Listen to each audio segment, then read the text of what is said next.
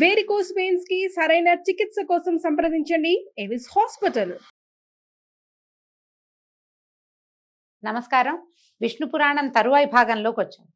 ఈ విష్ణు సావర్ణి మన్వంతర గురించి చెప్పారు. తర్వాత రుద్ర సావర్ణి మన్వంతరం అయ్యాక 13వ మనువు రేచుడు అనేవాడట. అందులో సుత్రాముడేమో ఇంద్రుడుగా ఉన్నాడు. ధర్మ సుధర్మాదులు దేవగణాలుగా, నిర్మోహకాదులు సప్తర్షులుగా, ఆదిత్యాదులు మనునందనులు ప్రభువులుగా 14వ మన్వంతరం ఉండేవాళ్ళు. 14వ మన్వంతరం మందు సూచనేవాడు ఇంద్రుడు.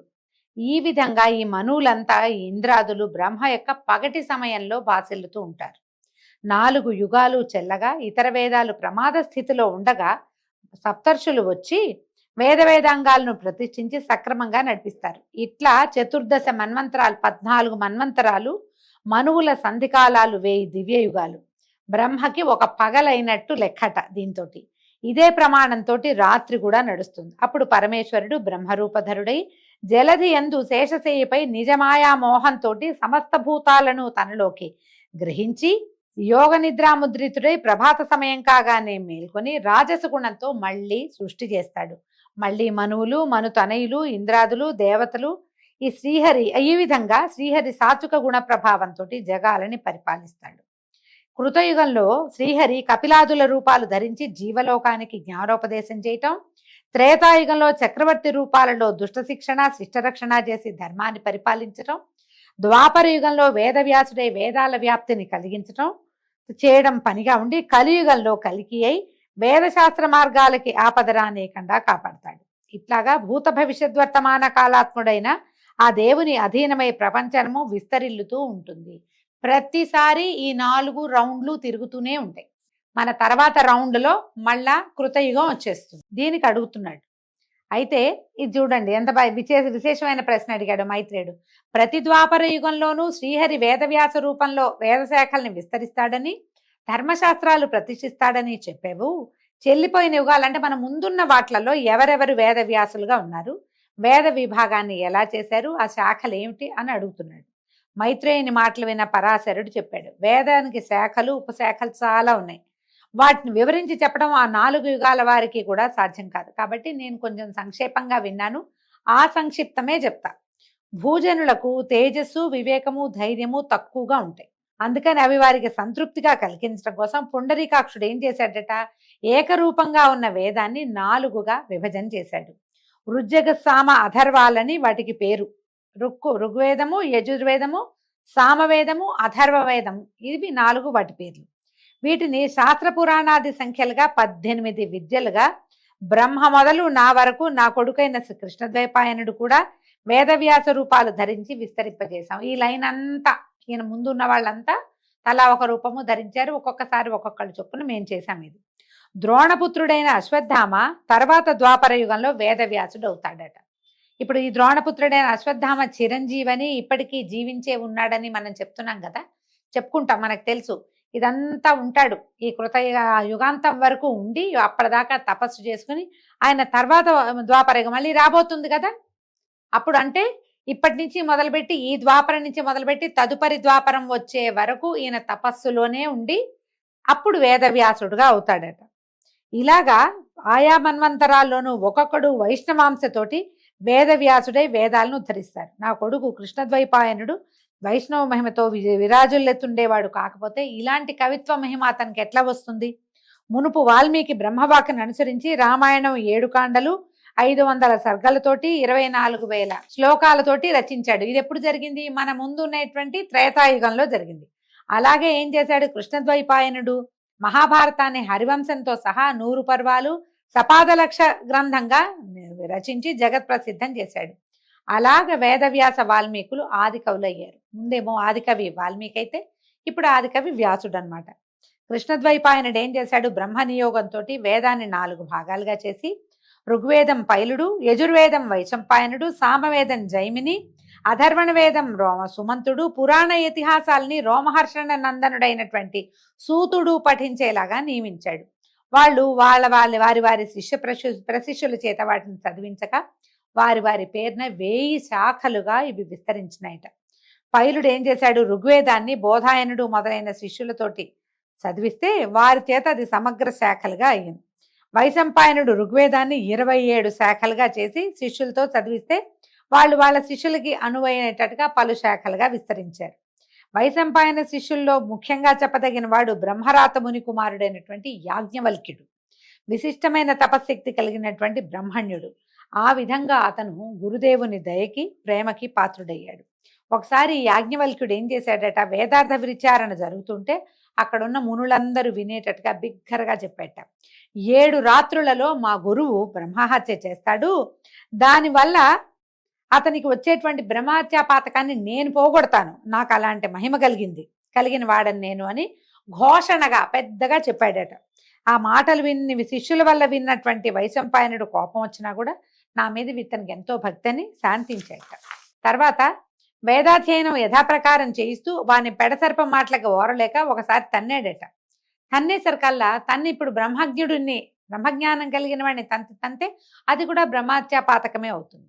ఆ పాపం ఎలా పోతుందో చూడండి అని శిష్యులతో అనగా, అప్పుడు యాజ్ఞవల్క్యుడు, అది పోగొట్టే శక్తి కలిగిన వాడిని నేనే, మీరు అలాంటి శక్తి కలిగిన వారా అని అనగా వైశంపాయనుడు కోపించి, ఏరా నా ముందు బ్రాహ్మణ నింద చేస్తున్నావా, ఏమిట్రా నీ గర్వం, నిన్ను చూస్తే కోపంగా ఉంది నాకు, నా ముందు ఉండకు, ఇప్పటి వరకు నేను చెప్పిన వేదమంతా ఇక్కడ కక్కి అంటే ఇక్కడ వామిట్ చేసుకుని వెళ్ళమన్నాడు, కక్కిపో అంటే యాజ్ఞవల్క్యుడు పాదాభివందనం చేసి, మీ యందు నేనెంత భక్తి కలిగిన వాడనో మీకు తెలుసు, నా మాట నా భక్తికి రూపం, అది గర్వం కాదు, క్షమించండి అన్నాడు. అయినా సరే ఆయన ఒప్పుకోలేదట వైశంపాయనుడు. దాంతో యాజ్ఞవల్క్యుడు ఏం చేశాడట, రక్తపు వాంతి చేసుకున్నాడు. మొత్తం తను చదువుకున్న వేదం అంతా కంఠంలో నుంచి బయటికి తప్పించేసి, నాభి దగ్గర ఉందట వేదం, మొత్తం బయటికి తెచ్చేసాడు. వదిలేసి ఇంకో గురువు దగ్గరికి వెళ్ళి తన గురువు యొక్క హత్యా పాతకం పోవడానికి వ్రతం చేసుకుంటున్నాడు. అయితే ఏమైంది, యాజ్ఞవల్క్యుడు కక్కిస్తున్నటువంటి ఈ రక్తం రూపంలో ఉన్న వేదాన్ని తిత్తిరి పక్షులు తినేసాయట. తింటే ఆ శాఖలకి తిత్తిరులు అనే పేరు వచ్చింది. అయితే యాజ్ఞవల్క్యుడే తిత్తిరి పక్షిగా ఈ వేదం కక్కినట్టు, అదే తైతీరియంగా పేరున్నట్టు కూడా ఒక ప్రసిద్ధమైన కథ ఉందట. తిత్తిరి పక్షులు మింగితే ఇవి ఎట్లా బయటకు వచ్చినాయి అనేది కూడా మనం ప్రత్యేకంగా చెప్పుకోవాలి. ఇంకొక చోట ఎక్కడో మనకి ఇది కనపడుతుంది. దాంట్లో నుంచి వచ్చిందే తైతీరియోపనిషత్తు అని చాలా ప్రత్యేకమైన ఉపనిషత్తు కూడా ఉంది. తర్వాత యాజ్ఞవల్క్యుడు గురుని దోషం పోగొట్టి నిర్దిష్టమైన బుద్ధితో ప్రాణాయామం పాటిస్తూ తపశ్శక్తితో మహిమాత్ముడయ్యాడు. సకల వేదమయుడైనటువంటి సూర్యదేవుణ్ణి ఆరాధిస్తూ ఉండేవాడు. అప్పుడు ఏం చేశాడట, సూర్యుడు ఈ గుర్రం రూపంతో వచ్చి వరం కోరుకో నాయన అని యాజ్ఞవల్క్యుడిని అడిగితే, దేవా నా గురువు ఎరగని యజుర్వేదాన్ని నాకు ప్రసాదించు అని అడిగితే సూర్యుడు కరుణతోటి శుక్ల యజుర్వేదాన్ని అతనికి తెలియజేశాడట. ఆ శుక్ల యజుర్వేదము 15 శాఖలయ్యి వాజి శాఖలుగా ప్రసిద్ధమైందిట. కణ్వాది మునులు ఆ వాజి శాఖల్ని అధ్యయనం చేశారు. జైమిని ముని తను నేర్చిన సామవేదం బహుశాఖలుగా చేసి శిష్యులతో చదివించాడు. అధర్వణ వేదాన్ని సుమంతుడు బహుసంహితలుగా రచించి తన శిష్యులతోటి ఆ వేదాన్ని ముక్కలు చేశాడనమాట. ఆయన వేరువేరు శిష్యులకి ఒక్కొక్క భాగాన్ని నేర్పించాడు. వేదవ్యాస శిష్యుడైనటువంటి సూతుడు పురాణాలని ఆఖ్యాన ఉపాఖ్యానాలతో తన శిష్యులైనటువంటి సుమతి, అగ్నివర్ణుడు, మిత్రుడు, శంఖపాలుడు, కృతవర్ణుడు, సావర్ణి అనే 6గురితోటి చదివించాడు. సూత మహాముని వల్లే మనకి ఈ పురాణాలన్నీ బయటకు వచ్చినాయి. ఆయన శిష్యులకి చెప్తే శిష్యులు తమ ప్రశిష్యులకి అట్లా క్రమంగా వాళ్ళ శిష్యులకి అట్లా ఒకళ్ళ నోటి నుంచి ఒకళ్ళ నోటికి వచ్చి ఈ పురాణాలన్నీ రకరకాల ముక్కలుగా కొన్ని అటు ఇటు కలిసినట్టుగా కూడా కనపడతాయి. అవి బయటకు వచ్చినాయి అన్నమాట. బ్రహ్మాండము, వామనము, గారుడము, స్కందము, కూర్మము, భాగవతము, ఆగ్నేయము, మాత్స్యము, లైంగము, మార్కండేయము, కూర్మము, వైష్ణవము, శైవము, నారదీయము, భవిష్యత్ బ్రహ్మవైవర్త వారాహములని పురాణాలు 18. మనం మొట్టమొదటి చెప్పుకున్నాం.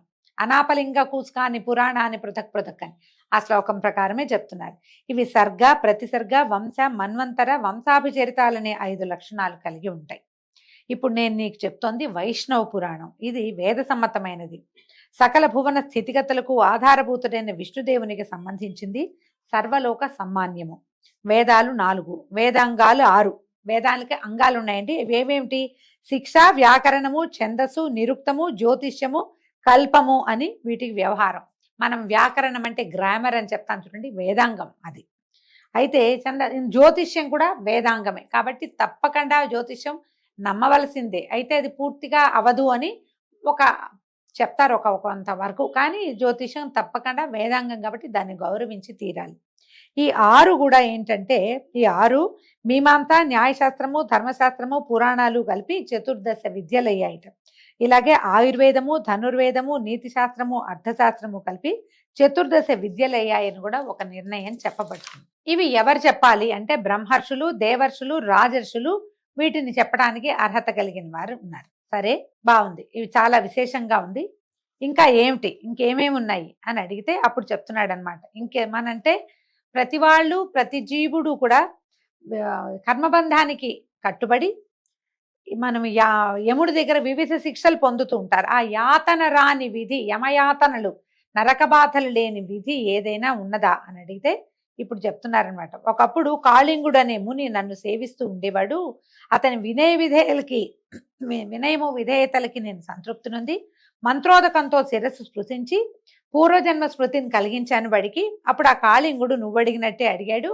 అతనికి ఏం చెప్పాను ఇప్పుడు నీకు చెప్తున్నాను అన్నాడు. పూర్వము నకులుడనే ముని నరకయాతనలతోటి సతమతమవుతున్న ప్రాణులన్నీ చూసి విచారించి సత్యలోకానికి వెళ్ళి జీవుల కర్మబంధ విషయం అడిగితే ఇప్పుడు పితామహుడు ఇట్లా చెప్పాడు. ఆ విషయం ఏంటంటే యమకింకర సంవాదం అట. యముడు కింకరుడు ఏం మాట్లాడుకున్నారో అది బ్రహ్మదేవుడు నకులుడనే మునికి చెప్తే అది నేను అతనికి కాళింగుడు అనే మునికి చెప్పాను, అదే నీకు చెప్తున్నాను అన్నాడు. ఎన్ని నోర్లు మారిందో చూడండి ఈ విషయం. తప్పప్పులని నిర్ణయించి ప్రాణుల ఆయు పరిమాణాన్ని అనుసరించి తీసుకురావడానికి పాశహస్తులైన కింకర్లు బయలుదేరగా వాళ్లలో నాయకుడైనటువంటి కింకరుణ్ణి లోపలికి పిలిచి యముడు ఇట్టా చెప్పాడట. భూమిలో విష్ణు భక్తులైన వాళ్ళ గృహాలకి వెళ్ళకండి. వైష్ణవులు పావన జీవులు, వారికి ఏ పాపము అంటదు కనుక వాళ్ళు సర్వులకి మాన్యులు. పుండరీకాక్షుని రాజస గుణంతో సంభవించిన బ్రహ్మకు నేను అనువర్తిని.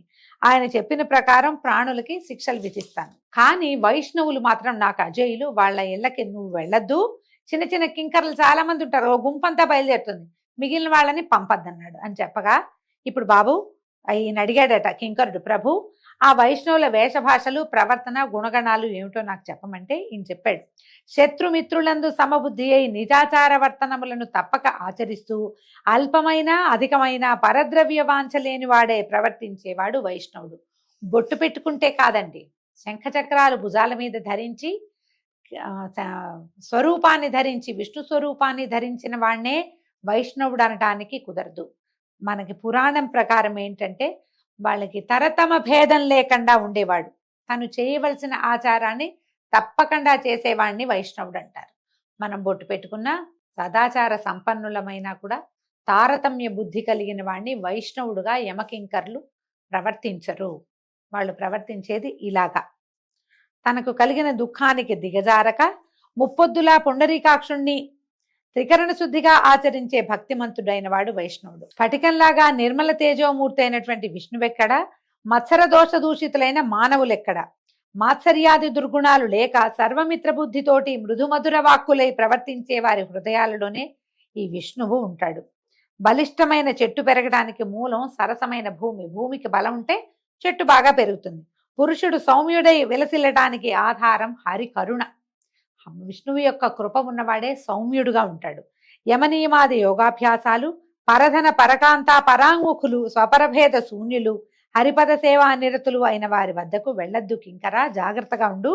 శంఖచక్ర గదాభయహస్తుడైన వాసుదేవుణ్ణి ఆత్మయందు తలచేవారంటే మనం బెదిరిపోవాలి. సూర్యుడుంటే చీకటి ఉండదు కదా. హింస, పరుల సొమ్ము అపహరించడం, అసత్య నిష్ఠుర భాషణలు, దుష్కర్మాచరణము కలిగినటువంటి దుర్మతికి దామోదరుడు దూరంగా ఉంటారు. వాడు స్వరూపం ధరిస్తాడు కానీ భగవంతుడు వాడి యందు ఉండడు, ప్రవర్తించడు వాళ్ళ దగ్గర. దుష్టాతి దుష్టుడై అర్థకాంక్షతో ఆత్మీయుల అర్థమును అపహరించే వానిపై శ్రీహరి ఆగ్రహావేశంతో ఉంటాడు, తెలుసుకోమని భీష్ముడనే ఆ కింకర నాయకునకు చెప్పినట్టుగా నకుల మునికి బ్రహ్మదేవుడు చెప్పాడట. అదే నేను కాళింగుడికి చెప్పాను. అది విని ఆనందంతో కాళిందుడు వెళ్ళాడు, మైత్రేయ నాకు దేవభజన పరులకు యమదండన ఉండదు. ఎవరైతే నిత్యము హరినామస్మరణ చేస్తారో, ఏదో కష్టం వచ్చింది ఏం చేస్తాం, మన కర్మానుభవం అనుకోవాలి. సుఖం వచ్చింది నా వల్లే వచ్చింది, నేనే చేశాను, నా వల్లే కుదిరింది, నేను నిన్న పూజ చేశాను కాబట్టి ఇవాళ బాగా జరిగింది, ఇలాంటి భావాలు కలిగి ఉండకూడదు. పూజ వల్ల ప్రతిఫలాన్ని ఆశించకూడదు. ఈ రకంగా ఉండేవాడిని నిజంగా వైష్ణవుడు అని చెప్తారు.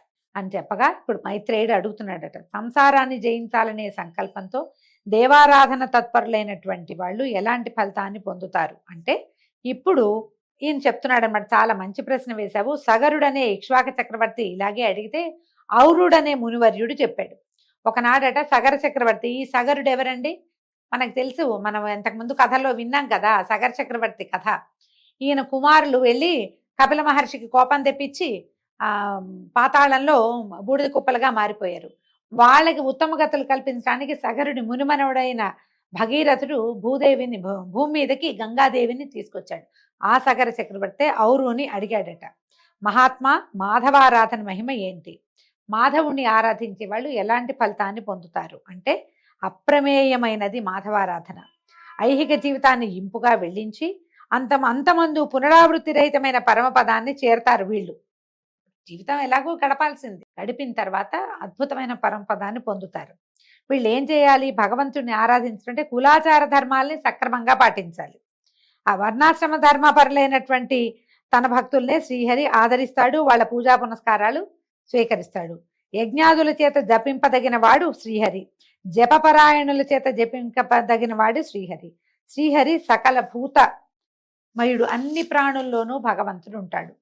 పరధన కాక్ష పరకాంత వ్యామోహము కలనైనా లేక జీవహింస చేయక ఎదుటివారిని ఏ దశలోనూ దూషించక ద్వేషించక సాధుజనులకు కీడు చేయక తనను ప్రేమించే వారిపై అలుగక గురువుల యందు భక్తి కలిగి బ్రాహ్మణుల్ని సేవిస్తూ తన పర భేదబుద్ధి లేక సర్వసమబుద్ధితోటి ప్రవర్తించే వారి పూజలని మాత్రమే శ్రీహరి స్వీకరిస్తాడు. అదే ముఖ్య విషయం. మళ్ళీ చెప్తున్నాడు, సకల వర్ణాల వారు తమ ధర్మాలను సక్రమంగా ఆచరిస్తూ శ్రీహరిని పూజిస్తే ఆ భగవానుడు సంతుష్టుడై ఆ పూజని స్వీకరిస్తాడు. తద్వ్యతిరిక్తమైతే ఫలితము సున్నా, కేవలం పూజగా మాత్రమే మారిపోతుందట. సగరుడు ఇది విని కైమోడ్చి అప్పుడు వర్ణాశ్రమ ధర్మాలు చెప్పమంటే ఇప్పుడు చెప్తున్నారు. వర్ణాశ్రమ ధర్మాలు ఏమిటి? చేయవలసినవి చేయరానివి తెలిసిన వాడే దానము సత్పాత్రునికి ఇస్తూ దేవతార్చన నిత్యక్రియగా, అంటే చేయవలసిన పనిగా, కామ్యంగా కాదు, మనం చేయాలి కాబట్టి చేయటం అన్నమాట.